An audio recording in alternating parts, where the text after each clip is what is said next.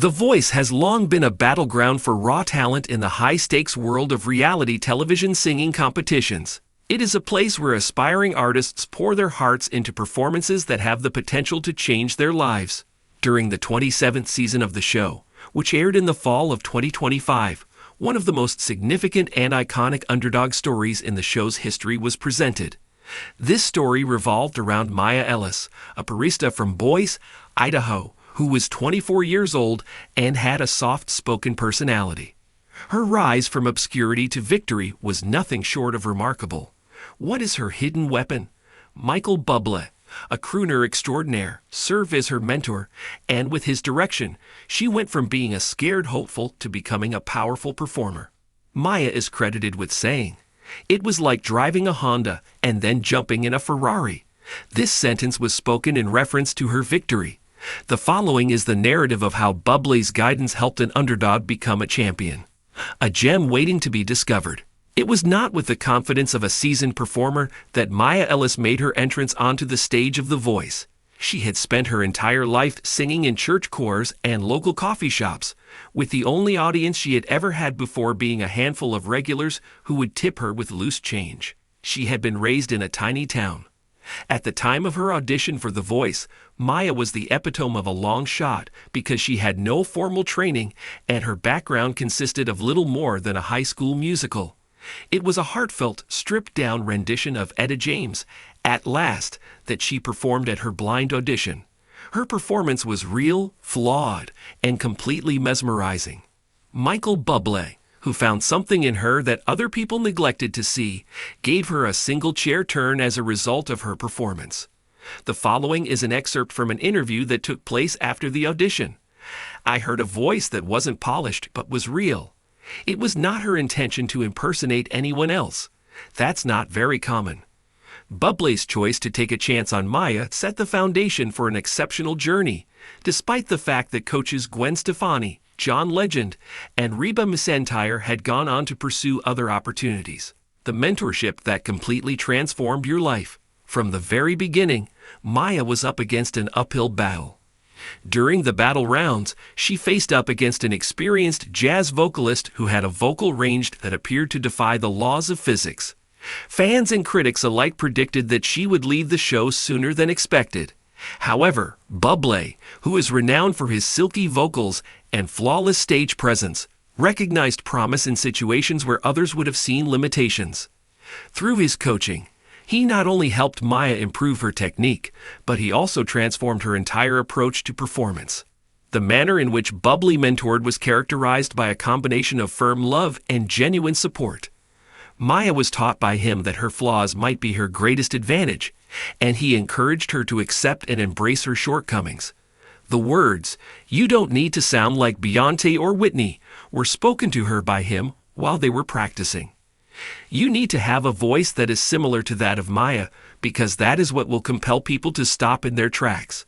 He worked relentlessly with her to improve her voice control, guiding her through the complexities of dynamics and phrasing as she figured it out. Maya's voice used to tremble when she was under pressure, but Bublé taught her how to use it like a painter's brush, adding color and texture to each and every note. During the knockout rounds, Maya was given the challenge of performing Adele's "Someone Like You."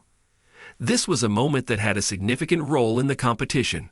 Because she was anxious about performing such a well-known song, she originally chose to play it safe and gave a performance that was technically successful, but emotionally lacking during rehearsals. During the middle of her singing, Bublé interrupted her. The statement that he made was, "You're singing the notes, but you're not telling the story." In order to encourage Maya to draw upon her own experiences of suffering and resiliency, he related a personal narrative about his own battles with self-doubt at an early stage in his successful career. In the end, she delivered a performance that not only moved the crowd to tears, but also garnered her a standing ovation from each of the four coaches. It was referred to as the moment Maya became a star, underwent as a result of Bublé's mentoring, was eloquently encapsulated by the now iconic comment that she made about driving a Honda and leaping into a Ferrari. At the beginning of the competition, her performances were consistent but commonplace, much like a Honda that is trustworthy and drives along a path that is familiar to it. Bublé, on the other hand, recognized her potential to become something more. A Ferrari, a vehicle that was svelte and potent, capable of drawing attention to herself and leaving her rivals in the dust. The strategy he took was not solely focused on technical abilities. Maya gained a sense of self-assurance that she had been lacking prior to her encounter with Bublé. The first time she felt like a true artist was when he took her to his studio in Los Angeles, where she recorded demos alongside professional musicians. An experience like this gave her the confidence to pursue her artistic career. In addition, he instructed her on how to improve her stage presence by teaching her how to connect with the audience through the use of subtle movements and eye contact. According to Bublé, it's not just about singing, she was told.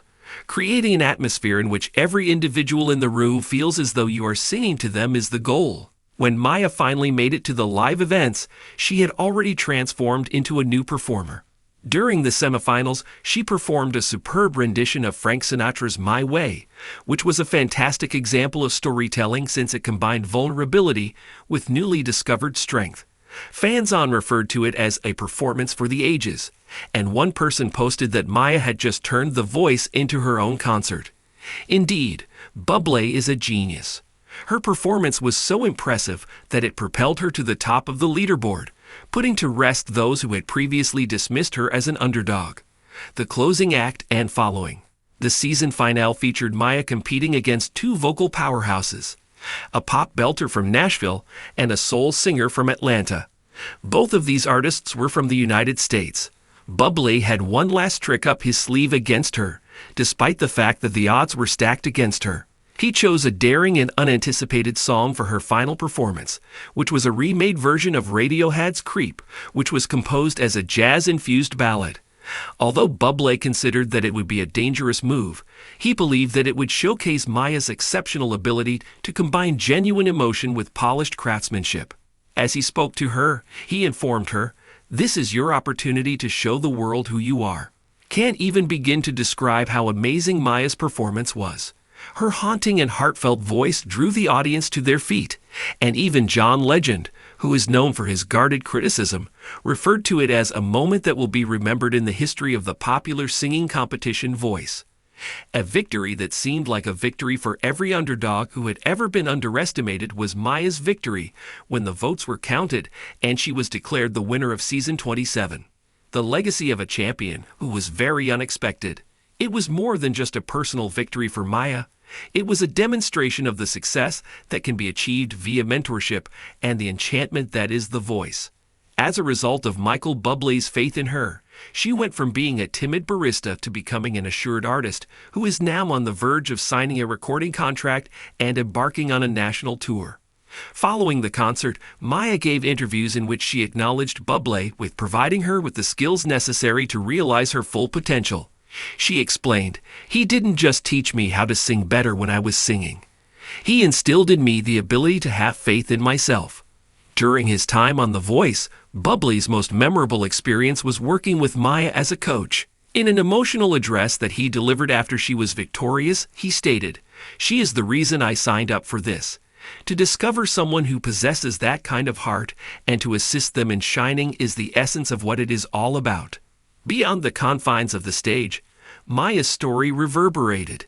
Fans shared tweets about how her path encouraged others to pursue their own aspirations, and hashtags such as #MyAlice and #Team Bublé were trending for weeks throughout the social media platform.